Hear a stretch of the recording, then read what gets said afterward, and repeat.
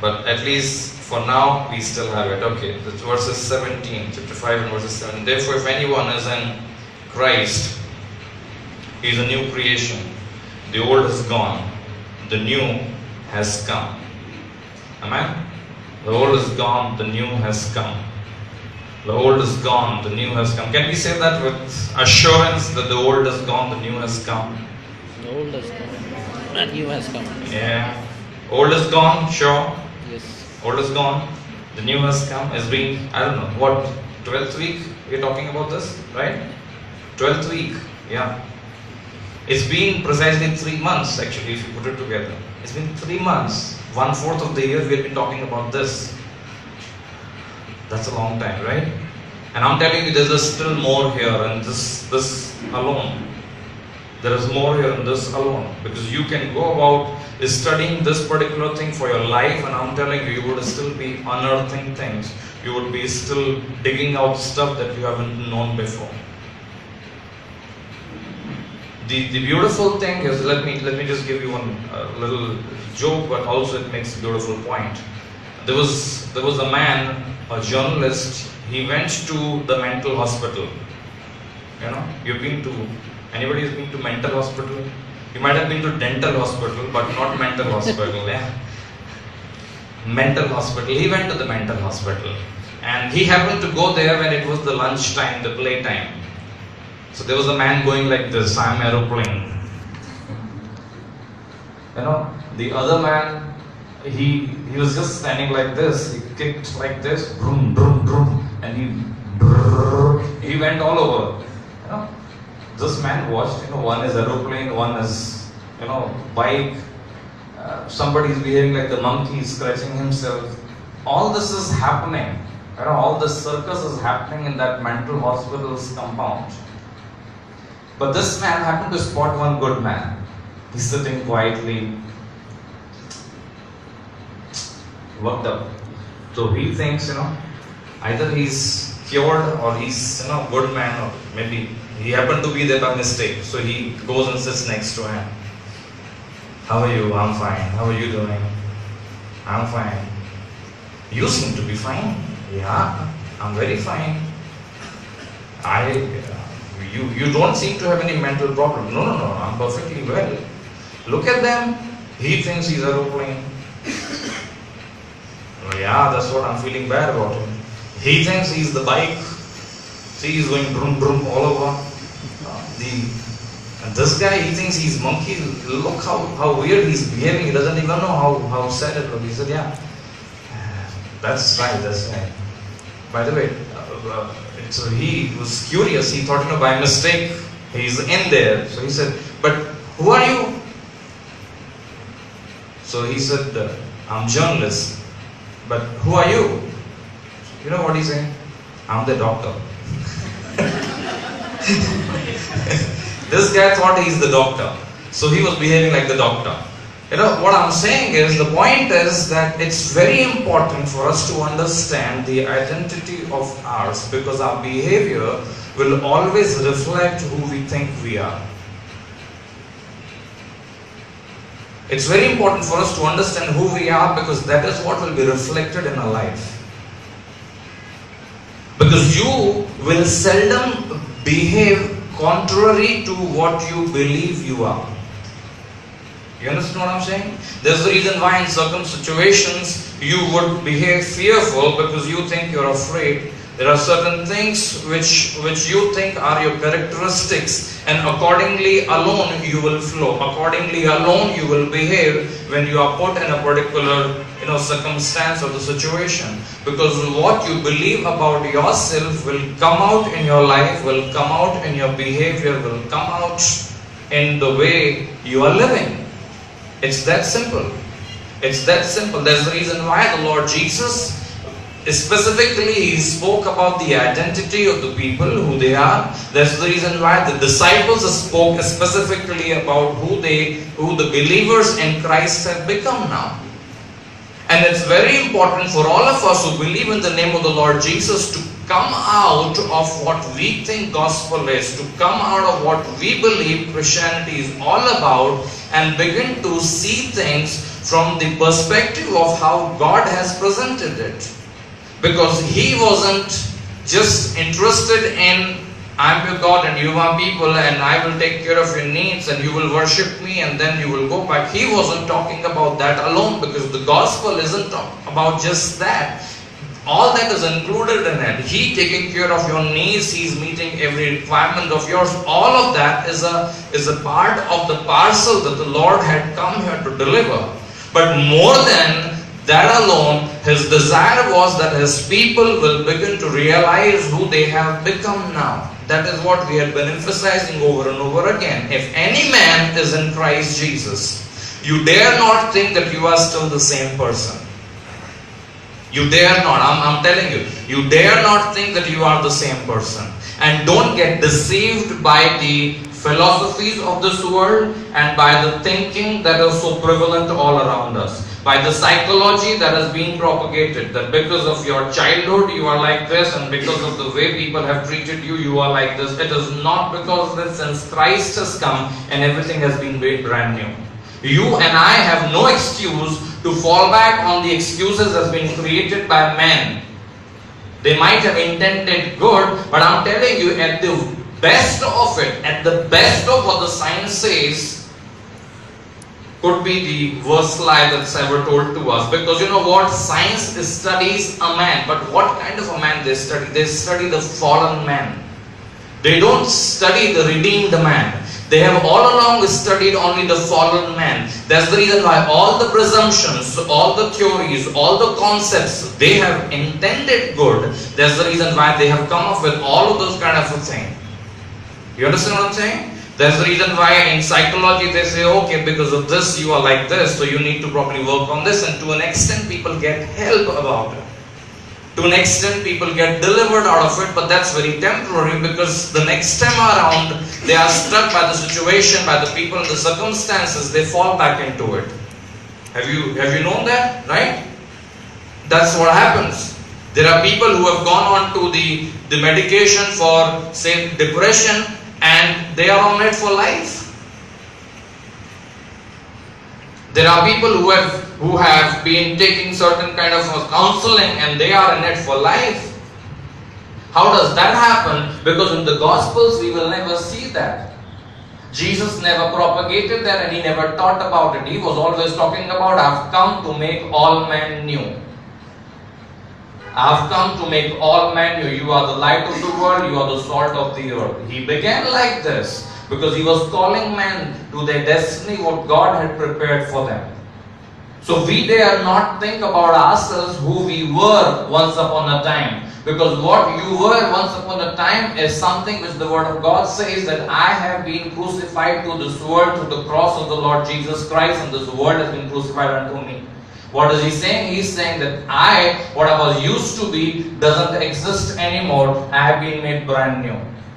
That is what we need to grab, and I'm telling you, you know it, I understand, but I'm telling you, knowing it is not what I'm talking about. I'm talking about you becoming it, because unless you begin to live like the new creation, probably the concept and the idea of what the Lord has presented in His gospel hasn't yet dawned on you. You understand what I'm saying? Hello? Yeah? Unless you begin to live what the gospel is saying, that if any man is in Christ Jesus, you know what that word is? And is called "and," which means it's a positional word. Let me just tell you its meaning. Okay, it says like this: a primary preposition denoting fixed position in place, time, or state. That's sounding a little academic, I know. But it says it's a fixed position in place, time, or state. If any man is in Christ Jesus, if any man is in Christ Jesus, he is a new creation. What I'm saying is that the moment you have trusted in His name, the moment you have believed in Him, Bible is calling, you have become brand new. How do I know that I'm a brand new? He's saying the moment you will understand, the truth affects your life. If it's not affecting your life, probably truth hasn't dawned on you. You know what I'm saying? You understand what I'm saying? Yeah? If truth has not affected your life, you haven't understood it as the Lord was intending it to be understood. I'll tell you a simple example. The moment you understood that you were a sinner, what did you do? You repented, right? Every man born a sinner needs a savior, cannot go to heaven, cannot receive salvation. You know what happened is it produced in our hearts the repentance, and we said, Lord, I need you. You understand? So the moment truth is understood, it affects your life. Are we clear? Yeah? There are, like on this trip, we had 4 girls who walked up to us that we want to be baptized in the Holy Spirit. We have been praying, we've been doing this, have not received. Me and Vandana, we were there, we prayed for them, and instantly the Lord filled them with the Holy Spirit and they began to speak in tongues. You know what I'm saying is, the moment they realize that, oh, it's available for everyone, I don't have to be this and that, instantly it affected their life and it became their personal experience, and they began to be filled with the Spirit of the Lord, began to speak in tongues. Suddenly what they knew only as a concept became their life. Now what I'm saying is, the moment you and I know that we are a new creation, yeah, we are a new creation. It's not a church term to be used on Sundays. It's not a Christian term to be used only in the Bible studies. It's not a good concept about which we can all write 5 pages essay. We have been talking about it for the last 12 weeks now. We can write about it 5 pages long essay, I'm a new creation, and not live it. Your life will show to what extent you have believed this. If you haven't believed it, you haven't believed it. You know it, thank God that you know it now, and it's soon gonna become your experience. But if you haven't, if your life isn't showing it, probably it's still, you have eaten, it is yet to digest and affect your body. You understand? It's that simple. So I and you should never be interested in the academic understanding of I'm a new creation. Yes, 2 Corinthians 5:17, I'm a new creation. It's not about that, precious people. It's about you becoming the new creation, begin to live a new life in Christ Jesus. Because that's what His ultimate aim is. This word was given to us not so that you and I will learn it. This word wasn't given to us so that you and I will just by heart it and we can quote the scripture. This was given to us so that it will affect our life and we will be changed forever. We will be changed for eternity, so that we will begin to live like the new creation and no longer like the old creation. When Paul understood this concept, what he did? He himself talks about this so many times. He said, I was the worst sinner. Why? Because I persecuted the church of the Lord Jesus Christ. But yet Lord had the mercy on me. That's what Paul says about himself. But you know what he says? I'm a new creation, I would not look back. There are things for me to boast about. Philippians chapter 3 he talks about it. I have so much of stuff that I gained, but he says I'm throwing it all away and running forward for the higher call that the Lord has put on my life. He's saying I'm not looking at all that because I'm a new creation. I'm pressing in for the higher call of my life. What I'm saying is that the moment you and I understand that I'm a new creation, it cannot not affect you. And if it's not affecting you, you and I need to sit in the presence of the Lord and say that, Lord, you make this my personal experience, because I'm not satisfied by just knowing it mentally here that I'm a new creation, but I want to live like the new creation. I don't want to be just afraid in a particular situation that I would behave in this manner which I was used to behave once upon a time, but by your grace I'm a new creation, Lord, so I want this newness of life to reflect in and through me. That is what you and I need to strive for. Don't be settled down by just knowing this particular thing, 12 weeks, long time, all that. No, the Lord is interested till we become the new creation. Our life should reflect that new reality, that new understanding, the newness of life. I'm telling you. I'm not talking about just the moral changes. I'm not talking about just small little changes. the terminology changes and the words that we have now begun to use, all that. I'm not interested in that. What I'm talking about is that you understanding. Remember the last time around we had talked about this.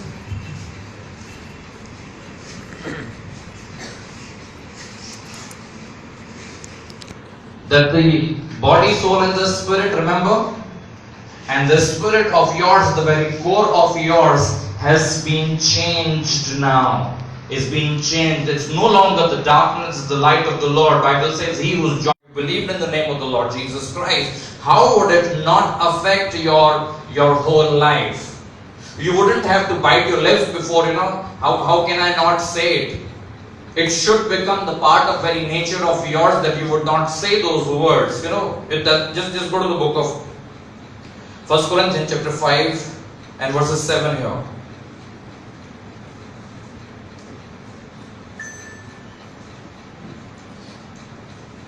First Corinthians chapter 5 and verses 7. Get rid of the old yeast, that you may be a new batch without yeast, as you really are. For Christ the Passover lamb has been sacrificed. How many of you understand this term? How many of you have studied the Old Testament, Old Covenant? Yeah, you've studied the Old Testament. If you've not read, please read it. But please thoroughly study the New Covenant first. Very important. Please read through the New Testament first, then you go into the Old one. Bible, Paul is talking about a concept which was about the yeast. The ladies understand, how the yeast is used, in cooking. In Italy, dosa they commonly use it, right? Yeah. So get rid of the old yeast, that you may be a new batch without yeast. At the time of Passover, these guys, the Israelites, were commanded that you should throw away all the yeast. You should not have yeast in your house for these 7 days or 8 days time after the Passover is celebrated. Passover was the time when the lamb will be sacrificed for them. The Passover lamb they will be sacrificing, and they will not have yeast for that span of time. For 8 days time they will not have the yeast in their house. What Paul he's saying get rid of the old. He isn't talking about the yeast in the kitchen. He's talking about the life. He's talking about the way people conduct themselves. He's talking about the old lifestyle. He's saying get rid of the old yeast, that you may be a new batch without yeast, as you really are. If you don't know, please underline, as you really are. He isn't saying that put on a mask, because it isn't about the mask. He's saying this is who you really are.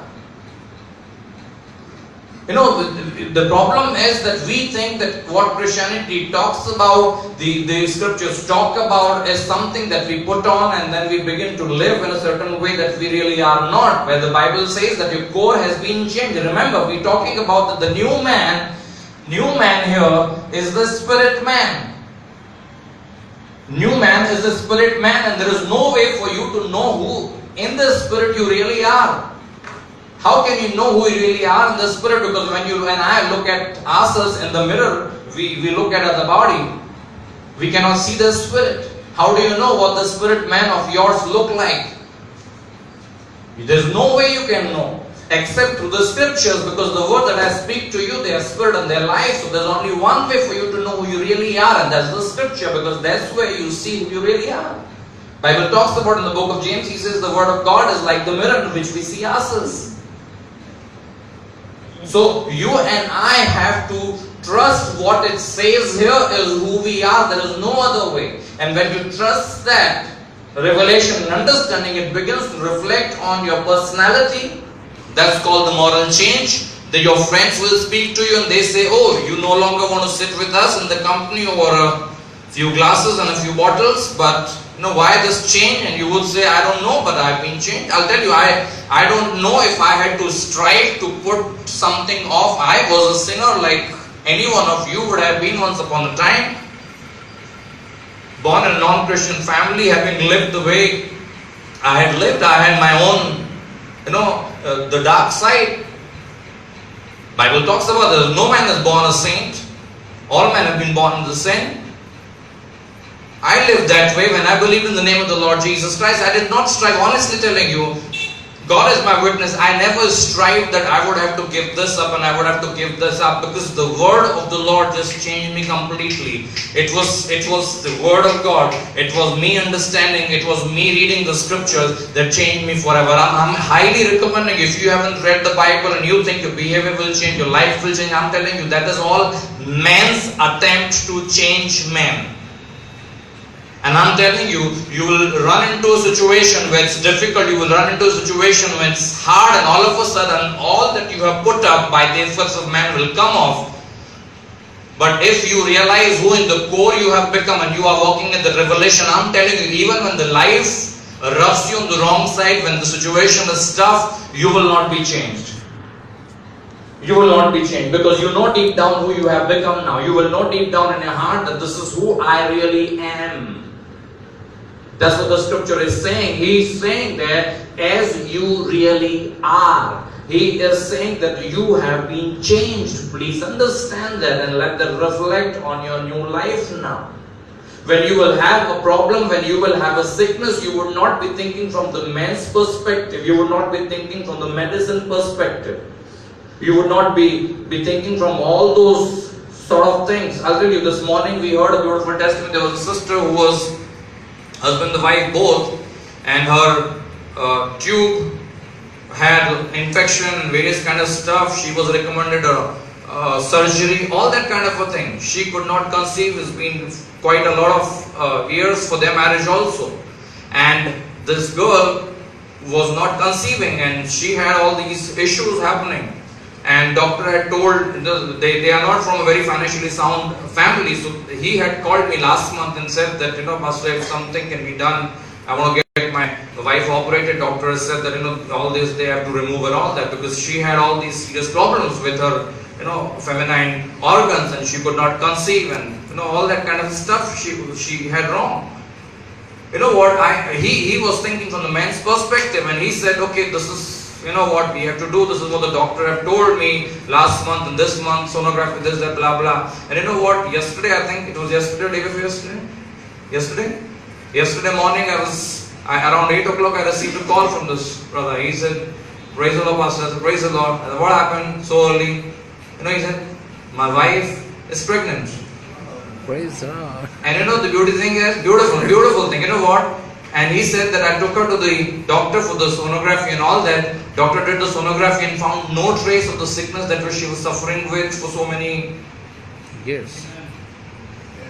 Huh?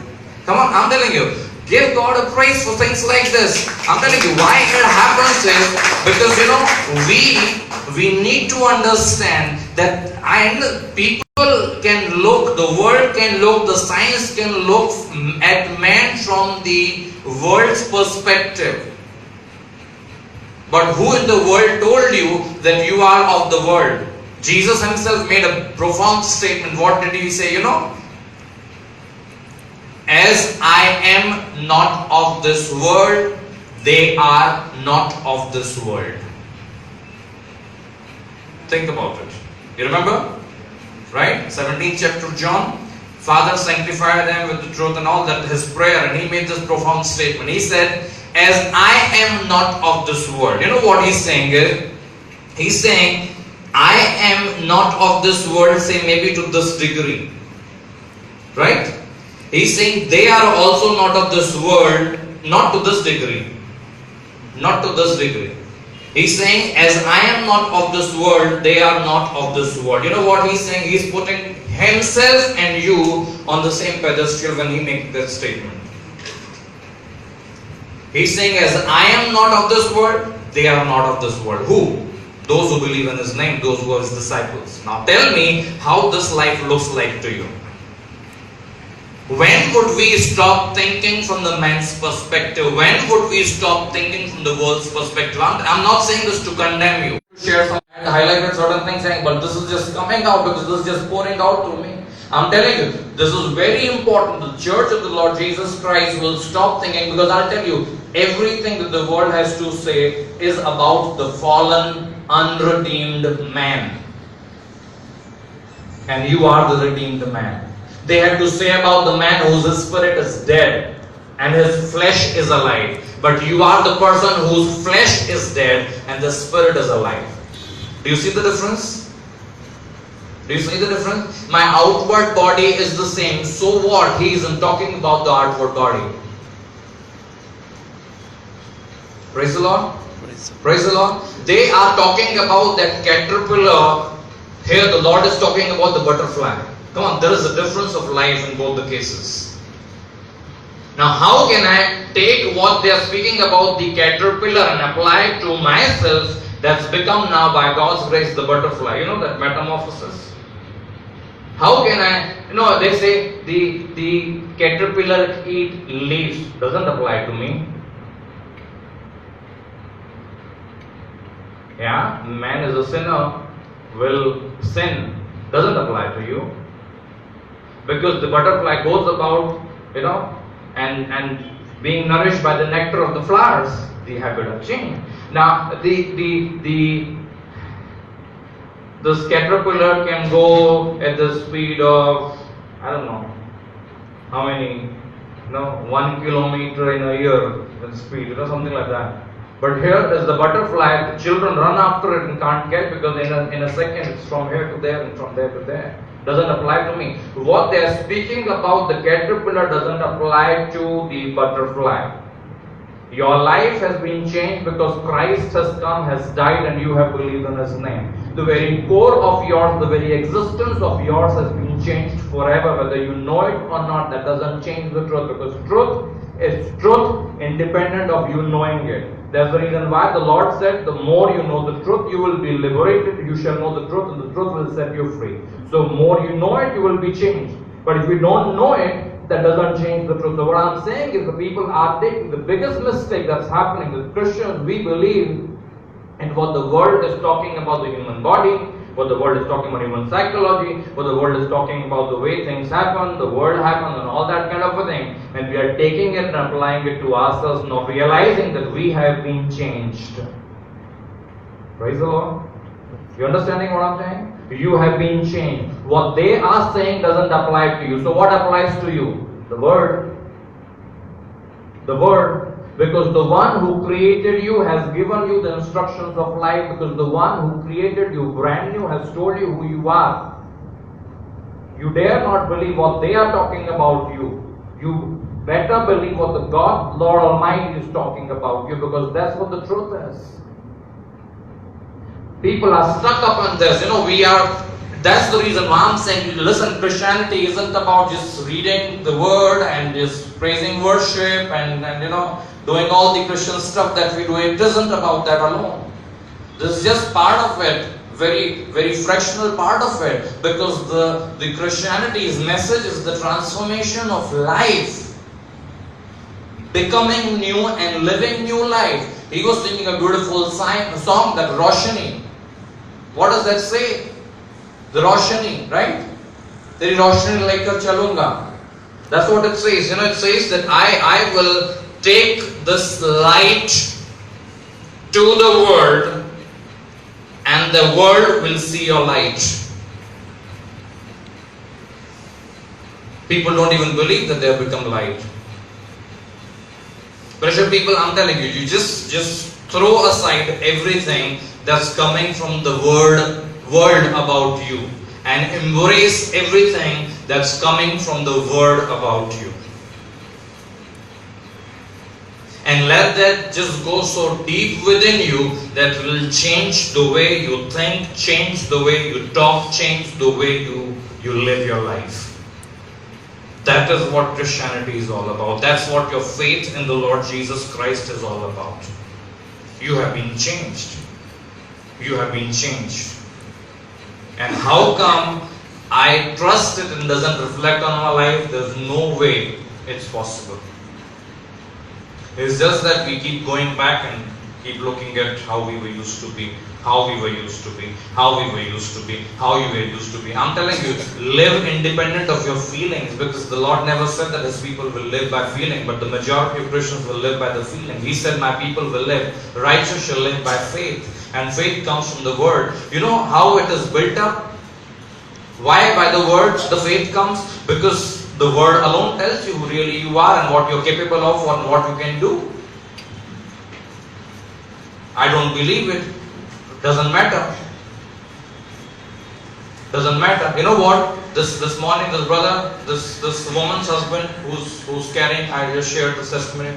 He said it's been some 3 weeks. My leg. He said my right fingers, the toes in my foot. He said there are 2 or 3 of them. He said I slipped and I kind of put all weight on them and they are fractured and it's not getting healed and no pain and all that.